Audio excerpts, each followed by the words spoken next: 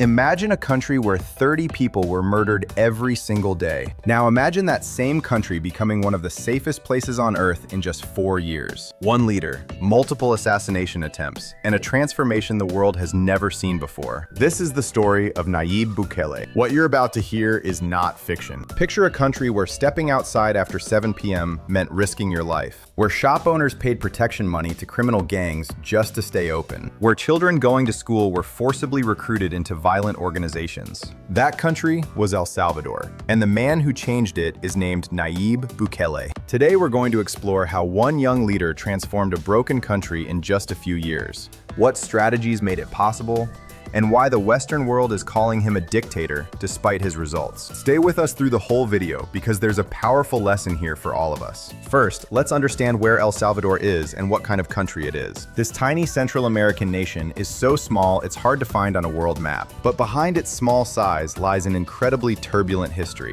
In 1525, Spanish colonizers arrived.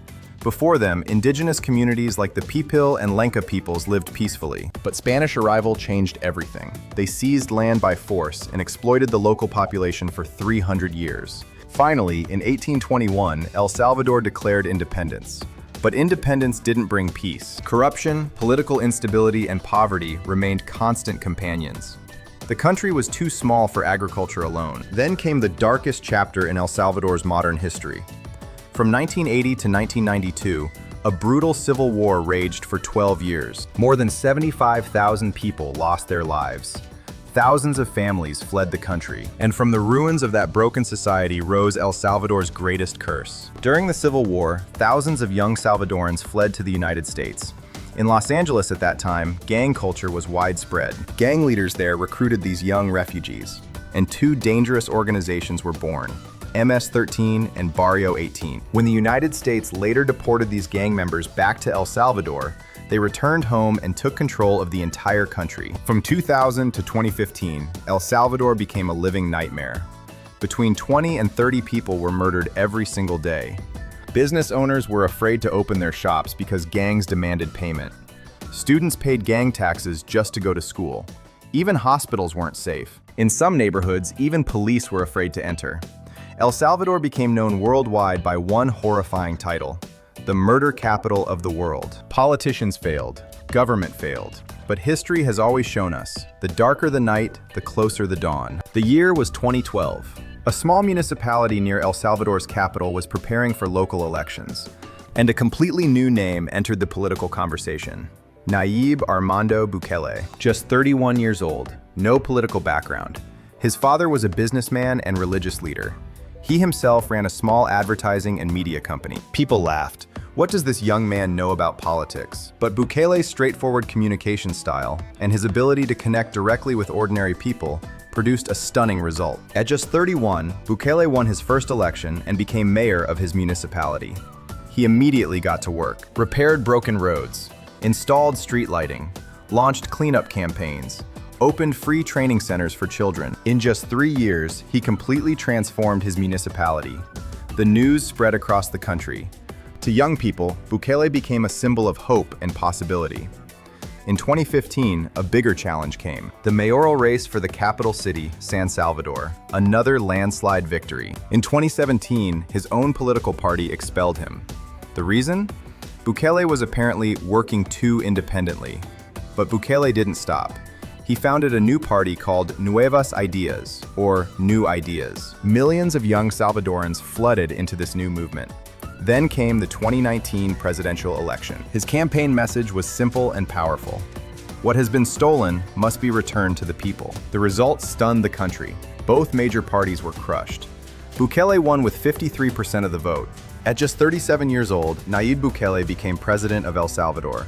4 decades of political cycles shattered in one night. The moment he took office, Bukele made one thing absolutely clear: gangs will not run this country anymore. He launched his territorial control plan.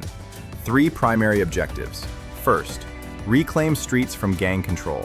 Second, cut off weapons, drug, and money laundering networks. Third, restore safety for ordinary citizens. Police, armed forces, and special commando units were coordinated under one operational command. The early results were remarkable.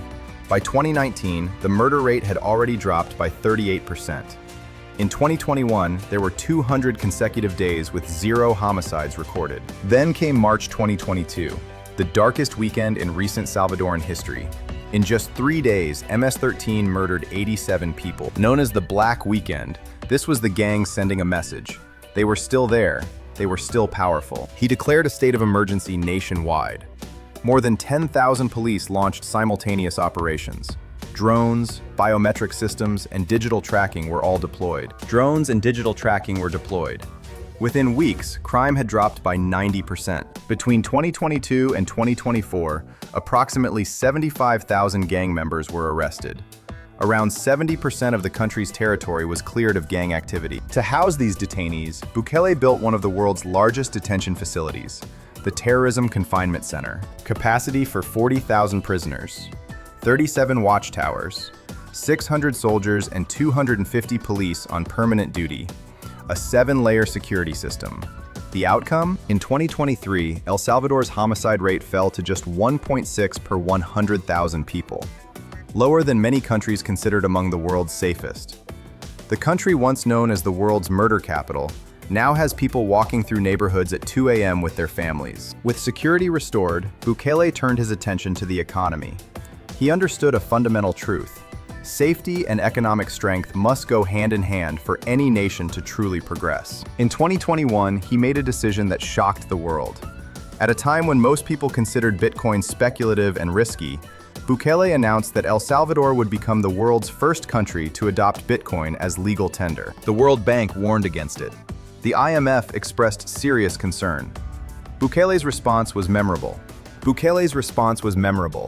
What's the risk? We have nothing left to lose. After this announcement, thousands of foreign investors began arriving in El Salvador. Crypto tourism grew significantly. New startups and technology companies began forming.